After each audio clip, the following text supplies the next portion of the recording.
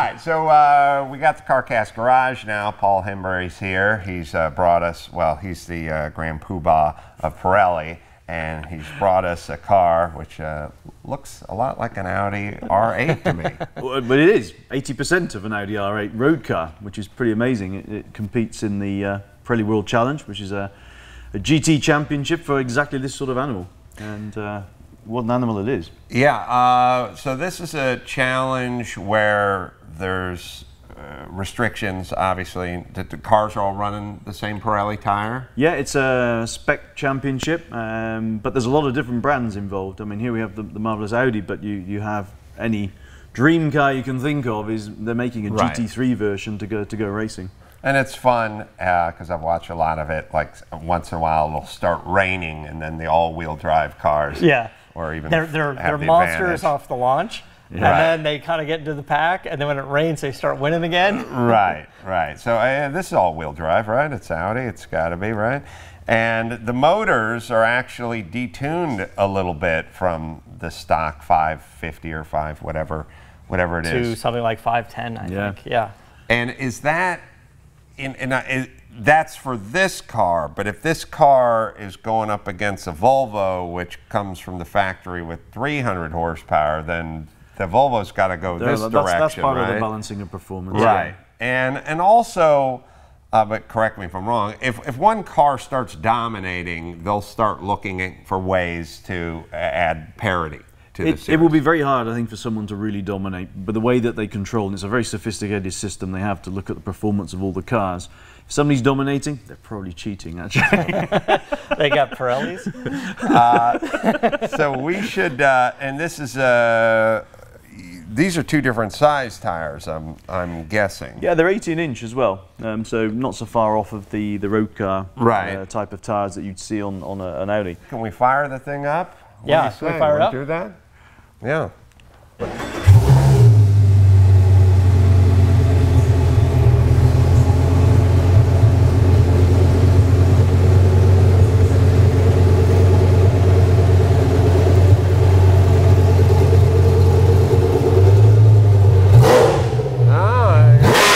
I got a little sound there. Good sound. It's a good sound, yeah.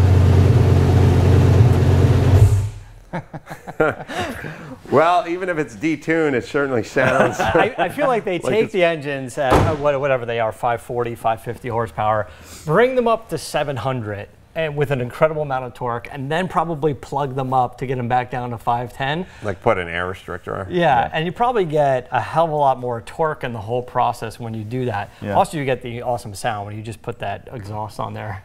I do catch the tour on television now and again, and I always love it because there's a lot of rubbing going on with these guys, and I'm guessing that parity just creates a lot of aggressive passing and things like that, because when you know, if you got 100 horsepower on the other guy, you just wait for the straightaway and then see you later. But if everything is basically the same, the passing gets really aggressive. The first laps, I don't know, it's always the first laps, you know, or behind a safety car when they restart.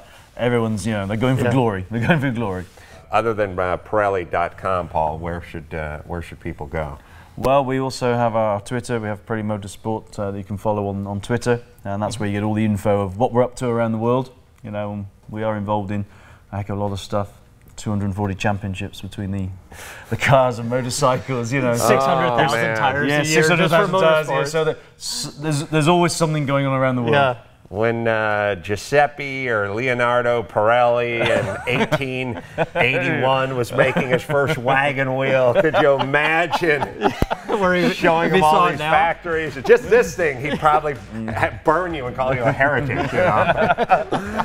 All right, so if you want to see pictures of the car or you want to hear the podcast released every Friday, go to carcastshow.com. Until next time, this is Adam for Paul and Matt saying keep the air in the spare and the bag in the wheel.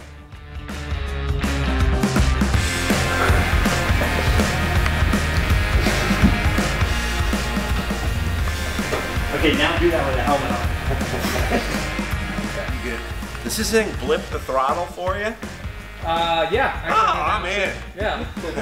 You only need the clutch to get started. If it rev matches, that's all. If it rev match, then you're solid. I'm fucking so tired of that business, and now the left foot brake thing, no way.